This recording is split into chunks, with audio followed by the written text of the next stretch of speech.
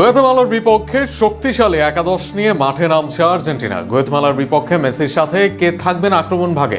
বিশ্বকাপের ফাইনালের ট্যাকটিক্স দিয়ে গুয়াতেমালাকে বধ করবে আর্জেন্টিনা দল, নাকি বেছে নেবে নতুন কৌশল? সব প্রশ্নের সম্ভাব্য উত্তর নিয়ে থাকছে। স্পেনের সাথে ফিনালিসিমা হলো না, তবে বসে থাকতে চাচ্ছে না আর্জেন্টিনা। এই সময়ে আবারও নতুন ম্যাচের আয়োজন করেছে তারা। এর মাঝে দলও ঘোষণা করে ফেলেছে আর্জেন্টাইন কোচ লিওনেল স্কালোনি। সেখানেই শক্তিশালী দলের সাথে আছে কিছু নতুন মুখ। গোলবারের আছে যথারীতি তিনজন, যদিও ওয়াল্টার বেনিতেজের জায়গায় এসেছেন জুয়ান মুসো। তবে এই জায়গায় শুরুর একাদশের আবশ্যিক নাম এমিলিয়ানো মার্টিনেজ। যেহেতু অনেকদিন পর মাঠে নামবেন আর্জেন্টিনা, এমিকে দিয়েই গুয়াতেমালার বিপক্ষে শুরু করবে তারা।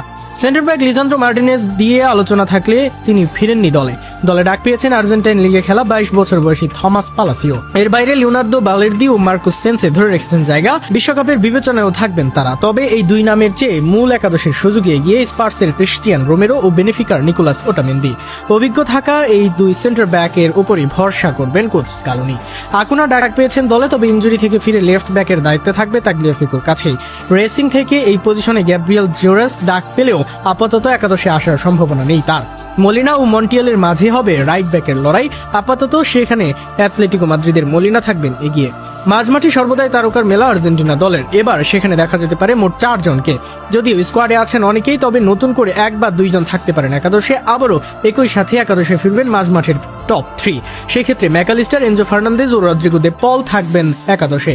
তাদের সাথে লড়াই আছেন থিয়াগো আলমাদা ও নিকো পাজ। যদিও আলমাদা জাতীয় দলে ভালো করছেন, তবে ফর্মে থাকা পাজ সুযোগ পেলে অবাক হবার থাকবে না কিছুই। এদের সাথে আক্রমণে থাকবে আর্জেন্টিনার চেনা দুই মুখ, একদিকে লিওনেল মেসি, আরেকদিকে হুলিয়ান আলভারেজ। লাউতারো মার্টিনেজ ইনজুরির জন্য নেই, তার জায়গায় লোপেজ সহ অন্যরা সুযোগ পেলেও কারোরই একাদশে আসার সম্ভাবনা খুব একটা নেই। সব মিলিয়ে এটাই হতে পারে গুয়াতেমালার বিপক্ষে আর্জেন্টিনার সম্ভাব্য একাদশ। এবার দেখা যাক কেমন ট্যাকটিক্সে কোন সৈন্যদের নিয়ে গুয়াতেমালা বধে নামেন স্কালোনি।